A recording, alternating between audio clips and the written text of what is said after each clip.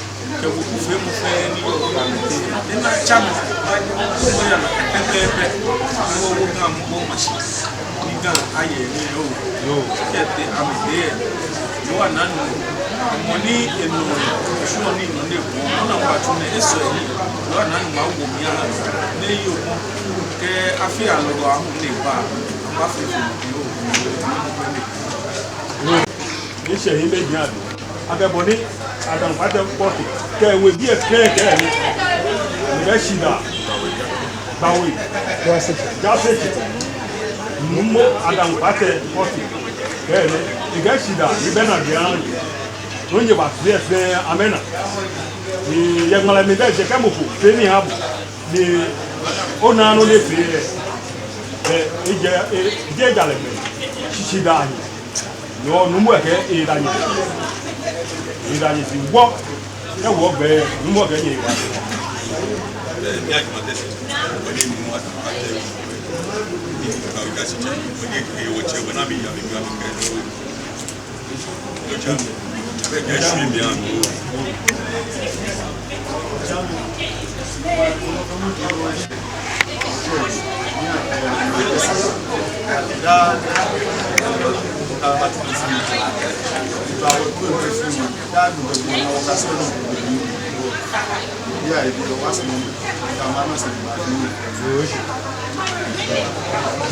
Yo, I go Ŋmaafãa, I go Chama Kanyame. mene one afi kusumi kaja hu mene one e ba she guano di bone ibale machine mi efiake ehihie pepepe Gua We ameha kusumie ehihie pepepe beni dwele wo hie numo nai ibamuna ni won pagba ke inamu iba chople ni safile waka wo hia ya fonu eshi hia mbo nkene chef mene no efe tomo ni safile cheme echo ame hia meto afa nu tete podenche anga me himenu hu ni koi etehwesi wa wo yi ke wulobo apa menabu sikacho gbechomo na je wa mi na ke ha na chuheni kintakite ko chulu ni jika fe manche e kanoko egbe egmeshi si ejegbe ne tugbe chomo heni pepepepepepepepe na no agbe na wo twinsu wo gota ekani fe yi hweneke ku ma mo de nche afo ahwe si na wo akeke nyumo ba ne etwa koyo kechon hie ene koyo ne ene chon ake afine omowo iba fe penso afine omowo eja ke kadi ne jeje epo sane wo himeji e ke wo anyomo wonye wo popo no fe no anumomi owonu ekun awale bonafe kafi alogo neba ebale fe don wo yen ne agbene hu kintakite ko churu koyo ni twa kenumo ni neo isolimo ke haga ke dangbe e balake te kete tu ko bremi ate ne tomo anwe mene ke blofo me ba na me ka me nta gamanchele ya o ehie gase ti pepepe nene le ehiele tomo apeso akanye koko me ashaya medi aka hawo wo piti le tomo apeso moko le wo ba babo aigbegbe lo aigbo foli waka ha moko waka nye gadangbe hin kan yaton lo mo femo amingo ne mebe kaja wasa nyono kaya programs bajeko ni ba chonye kame kadangbe bi kegana bi fe ake bi ade gan echoto bonizam patrol ne inji egbo ne senwu lasu kona lasu ese don be sano na keshi lole agboko e park ko yi ete ton eshi the war program say Kenya na nye mi ba she nye ba na keshi wo he nye lo na me sumo gan no ya aflo amen dan de chichi se fran aflo fen na amen wo gbe no muji iwa wo amen afo ama asu egbe ese iwo gbe e kan otomo moto wi fio New York ke ha game ke gadang baby ke titri adam kwate wekue nye to manya ba ngbeji ni boy kakada ni jenyu ga asene akwashonche ke gan fe if you am ke mene fi wo fe wo guduro mene ho ni ma ho na ma ho Gua ho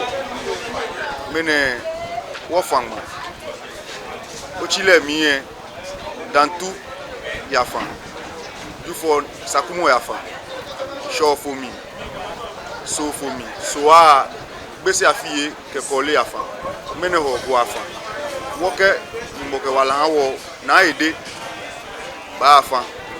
ju ba for me ke ju for na e ni ji shiche emuna we mo fi oni New York ha man biji bibi e ka won fi wo kusunwe boy number 2 if you am na agba fi o amenye na ameyi wo mlano won pa me fai afini won wo twa ada fi esan se fi ma ka ya me pia to emi o asisi me pia ni bi won pa me fai ka won fi wo kusunwe ameyi no won wo kusun ni man fe ma ke ekusun mene no fa mane no etwa ke agbele o fe mu na wo mi te she Gbawe man bi fe de titri so mu ni yo mane mi fe mox ni yo mane mi fe bass eni o fe mu yo ke ni bi fe won pa fai ka fa mane ke asu odada ni ji ho ni ji so no ke ni mo ke wala wo so ni ba na ba su dada ka su dada na gbele wo shiban wo ma dumo ko wo ma fa ke di bi fe no wo ka ji wo ku so eshi ni boni ni fe mo tele ha mi e shen yojuba ni iye mo kan yeli ko mi ake afine mo wo wa yele ojuba ke mi she ka nu kwale mi ka nu mo yaba o fa meaning na wo yo kian ko mo bi fe ke o po cho bi fe ni yo na machine ngawo ni yo ke ha ma bi fe ji nya o fi amomo ni pa nyan ni na wo ni ka lo te dinku pa futo o te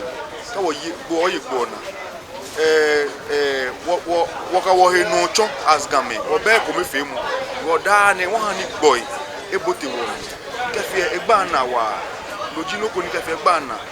wo fi e ko me ko wo me sure ke wo ke development baba wo ma wo ba me sure ke school ya ba ya no Dubai wo ma no wa to wo lumo no wa to wo manche je mama abu mo ni ko yin lo do je na kan ka wo bonu pa you are agent of development wo nya o fi e ko me ni wo twa ma wo ma shi je ni wo ko ba no mene ke fi na kan e ji ngbele ke ha wo gan fi wo mi gba fa e ko me fe mo lo mi wale yo wo afini o mo wo fi an mo afi e ko me shi afin shi an o je ya je nke dan to je ya je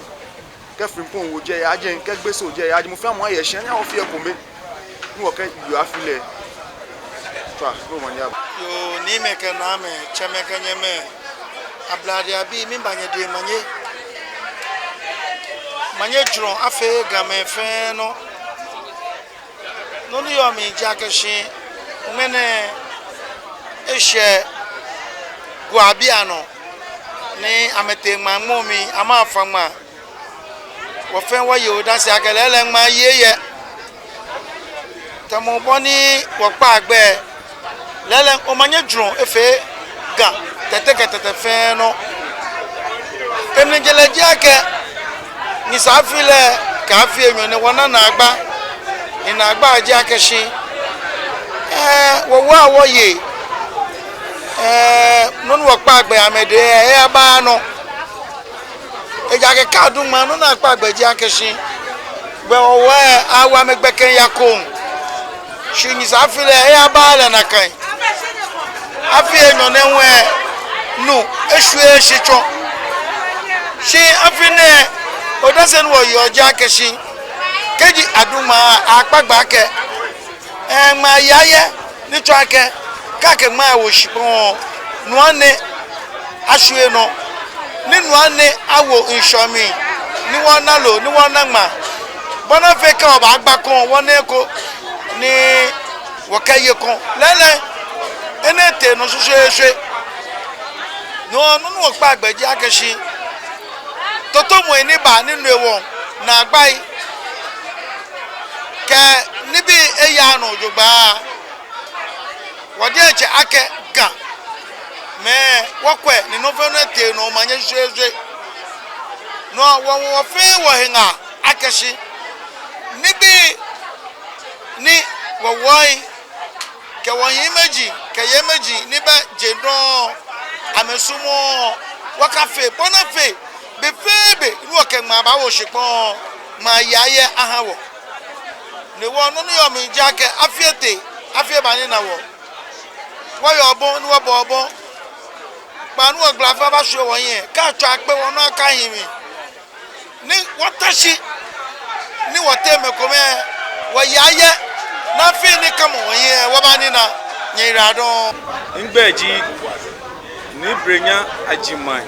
beye ni di kenklem ni di pokwase atifi jaseche ye Gbawe bi ene mi di principal elder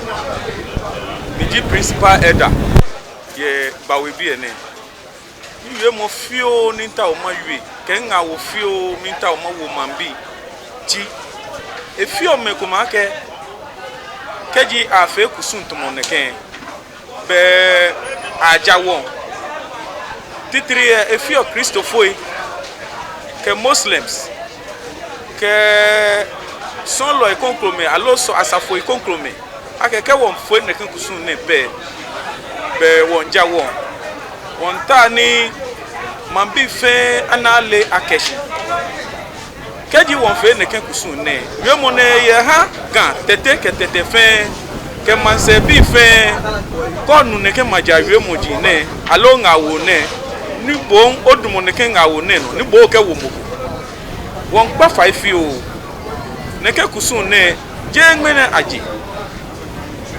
aje eche 68 bi ambi beni game ameje Israel ni ame ba hu na me ke ba she ba chakole ahun dani atogan ne ke kusun ne afe omumo won pa 5 wosmo no ya blepi si kusun ne oti ni yomi no ewo ni afi oku ne ke kusun ne ji ale no kaya ma abi oshelemo kaye ma abi onu ya kaye ma akwa keshi pepe femo ba ya no na to ogbejan no to ni ma yemu ni no fia no na fio ma mi hu o manye fio ma fen no won pa fai ma ne ke aya na ya dun kenkle wole akeshi ke won bote okwa mi pepe na kan fi ole wole akeko kwa foyo e shafi ni eba dun ni eba ase ngbangmo mi ke ase ngbangmo mi ne ba kwa ke shipon te yo ten efe fronfron no ni ma dun ne eni eba hia no ni ma dun elo lele ne ko kwa foyo ne eba kwe keji eto ne ke gbe na fe tan na ne eba adun pe ma si oti ni yo mi peji wo fe wole akeshi ka ke nma mini ji nma ji ke nke ba ya blofomi alo ni ehye mo fi amode no awocho le seed ni wole ake ne ke nma na ko hie nma ni wole ake asafoye ye amechu nma akpa nma enoji seed afoleshan no ashan o shan fole e bona fe ni noko papa ajemi aba o shanfole je adesan wo shanfole o shanfole ye wa nanu mo ni bonwe keshipon ni left bo fe ne bo mi ni bi fe lo shanfole aha e ka fole shan akaba hin bo na fe ni lehun ekwe no ni eke wo mi e ha wo yo ne ke otine edumo ne ka fole shan ne no won ke won ya ngma ngo mi e ke wo te be me pa o ji me ni ya ngma ngo mi o ba na me pi ba to lai aka ya ngma ngo mi si me pa o pe ji me ni ya ne ke ngma ngo ne mi ni o me pa o e ye ko te male mi lenche e ko wa ke ni e aso pa o e eji noko ni eyuemu the brofo call like it's a perfect thing no ke me pa o te na teje a sole ha ma mu efe no osofo nupa ni nyo me pa o na hi leji wo chief priest ni ji wo wolom no wo wolom na keke me pa o na te ma ngo mi me pa o na ba dumo si na ba bole kutu na ke ma ni wo ko ake wo dun ni ji akoko e ba le ba ja e ha me pa o ne ke je ha me pa o e afe he noko shimmo o ba hie ye ode oni ne jino neke no ba sole o ba ke yeho ananu wa ke je ale no he la ko yo hia alo na agba ko yo hia alo mo ko yo hia na musu alo he la ko e ba mami alo o yo se no ko poten ne ke na gba mba o ba sole no she o ananu ngo ni yeho ananu wa ba dumo mi abo no ka ke ne ke ngma ne ni ke wo shikon ne bene ba she ne kan fi ni ngma ba kwen ne ba wo yibi ye akọ hila kete ke na gba ko ye akọ kete ke jira mo ko ye akọ kete ni bi papa ni ehin awo o ba sole no ba bi o ha ma mu efen lele wo he mo ke li ne etu oni tumo boni asafo bi ye ke adumosin aba ke cooperative prayer no jino ni aya na adun enwa ma ngo mi no on pa fai won keje tete fe monenu e ake moninuko ake ne ke ngma nenu wodun ne je won jamonu se ji kusun eji nokwe mo no ni wo fio ne ha ni hwele mu ba ne ha ni no ya ba ne ha ni jira mu fe ni yo ma mi jeho ananu wo wo fe chiro hwo won kpafai ma nenu wodun ne je ngmene aje won manomie ko ake je ngmene aje ni je ni ngmene no o ya he ne ke millet ne ni oja no si ne ke ma nenu wodun ne ka adu na afa let mo abele for bibio na kwa choni ma ke ma nu wo ke woshpon e balele ke je no se asion ma ye ma ngomi ne ku ne wo yibi ne ke yibi ne ba wo e wo hienyo lo niji wo chief priest le ba ya ne ba ache ne ke yibi ne kwa ngmeshi ke ngmeshi ni wasafi na ya na ba ku wo ne ke yibi ne ke ka ngmeshi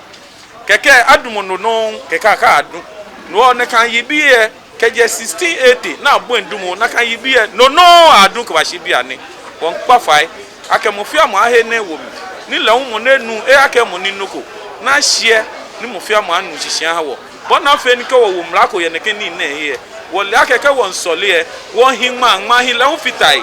je no pe ahiyon ma je meni yo ma meni ya ma ngo mi epe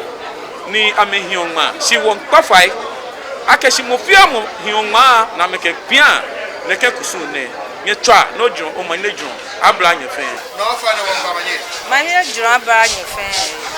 o fa ni o to wo gbe o fa ne gba ji na ya ni ede the second Gbawe manye na ka wa cho ben ka mo mere ho le bi ne wona shiba wona edu mere wona ifa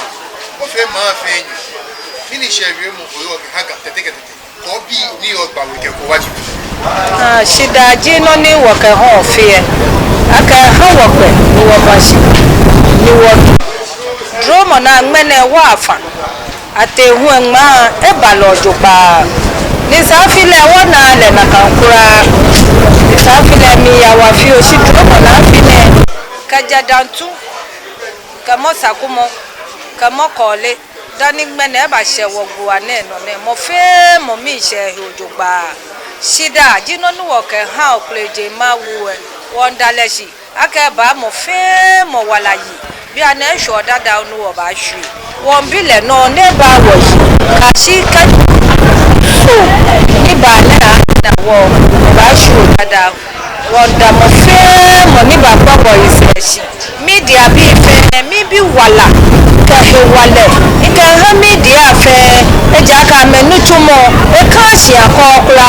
ametumo wa amenutumo wa dieje mi egba loji mi hu Gbawe egbe ji gbalo awe mi ji gbalo ohun ni yo mi ni gba gbe ka gbe fe nsole owa han mi die se eja ka ni achule ni ya ne ele no shani yo je ekeye ka pe si dromo na ni mo ji ameye mi wo mi bi he wale ka wala mi hale mi bi mi ha je fe ka je lamba ka gbe adan shula mi bi dromo mi ha me fe twa no manye juro abla wo fe gbe ke no ke zaji acho mi akrama na loye nje kan asene she apreke mi Gbawe wo mune dan to echohi sakumo echohi ko le echohi bese echohi no mune ehwe Gua no mune Gua ji mo ni fama no mune ko je ba na e wo e bi e no ji shi ni wo Gua ka mune Gua fa shi ni safile ni ngoba ni bi ko metoto wo no ni bi ko me ya no chafile wole nche won na ke wo kusu ni wo fio ke ni bi wote no pepepepepepepepe no fia no fe fine ni bi na du fe ko fine no wonda chele ke wo ji fashi aka fi ni wo no fia no ete ni pepepe wonda chele no mune Gua ya no ke Gua ya no ke Gua no afa no manye afi wo fe wo no de ko me fe mo aba wo che me fa ate ititi ke bebe ke manso fa ya fe won bi ko me fe mo ke wala ke jomo wo che mate de ko me fe wa ja ke ko me fe mo no bi wa ni no ngene no wa babo a chi ne ke mo ko bepo ni ngene wo ka wo e pe ko me fe mo aba wo ka fe wo kusu afi fe fo ro ngene Gua jine na chonyi ni wo ya ne ro ngene wo ya Gua kame ba ye wo mi ni ji wo afi she ke dame ba yo mo ni o mo na ba ye be ni ofa odun ma ni ofa na fe fo na ka no mo won ba fe fo chi wo gama shi ka je a shi afie no mo ike ni bi ko me ba gama shi ni ha o gama shi ajo chi dan le wa fi ni ma je fe fo no mo ko ba ko to mo ko ba ko mi fo ko ba ko na ka no o file ni a shi ni jo mo wo na ka no ba fe fo do kwa ma je a che me fe fa ya ke e fi ni to mo yo ame ko na me jaje ne ko me fe mu aba ye afile na ba ye mi ni titi ke bebe kwa kaba me na kaka je bo shwani e bia mi shwani me na kaka je bo abia mi ya bia da bi chi mo kwa o fe fa ile ko me fe mo apa wo ame fa me te na me ka ye afile na afile fe ni be ko akaba ko ni bi ni ba ese na me na ke asa ko ni titi kwa akaba nye twa no ma nye jura je cho fele no abla nye fe o fa no na besan ene e besan dia mi chi wo ba so no hai kama ni bi nji amede ahon kama shi ko ti se na chi mota ko ko age forest ahon ke wa wi no ku beton ne ke wi yo lele ko be ni abi o lele gama ni bi nji amede gama le o gama ni bi pi ni je wodi o gama ni bi pi ni de je wodi shi achi mota sane ne le na wa sani gama maji acheme ko nu pa fe ni ogan ame bo de ka achi mota sane na me kudomo mi na ka ho achi mota forest e ka ho woni wulu eje wodi ni bi je wujeje wodo mo onye wata shi no kwe na achi mota forest na ba je wodi hu no won pa gama ji acheme ko nu pa fe ni ogan fai aka me kana me na ni amasi me kana ni amasi ni be na ka ba ho Chinese fu ne e ka ba no na kai na he woni awo aka ogame ni be pi je neje wodi no ngene ya be pi e fiot mo e communicate e ogame fiot wo yin shuochi aka ni se na fe kome na ka fe aka maso ka be ka titi ba fe no ni do nyimi na ka je na ka ke la ka je na ka be ko na ka ni bi afite no mi e ko ni bi pi e mewo chi won pa fa na ka le mewo aka na ni amachi ni wodi bi fe nde te fe e ba se wodi ni twando ma nye dura blank o fa na cha mi na de lo ye ni ji akrama nga loye akrake mi Gbawe mma mi gbeji awa abudu mina ko bi esa to be ne bi achimota forest ni amuna lo egun ke efe committee koni amekwe o me njino ni oko committee ni amnalo e forme yeleke sanine leke committee bi na sana me ka me ni amashi ni yam la lo ta flat e ka balaka me dwemu ke kaple aka bia o game wonyo kaple se no ni bi ji o wode no am la lo gabo me ni ji me ni afi committee ye ameka ma me ye na alaka me ka kaple no ni ngulu je wode shimo aka na ni amashi ni ji woni ni efitefe aka chone no na efe na ke woni a game ona no nga fi oni ke wo game je aka nya o ka nwa wo yin ai wo ke manso ke bebe aka fia ni aka bi to no woni bi na je wode fa na ekole ba choti mata forest nenu ni ke wo ka wona de machine wo he amedie na ka no ni bi ni fe na fitese ka ni bi na he wode fe ko ba che wode wonye twando manyaba ya ora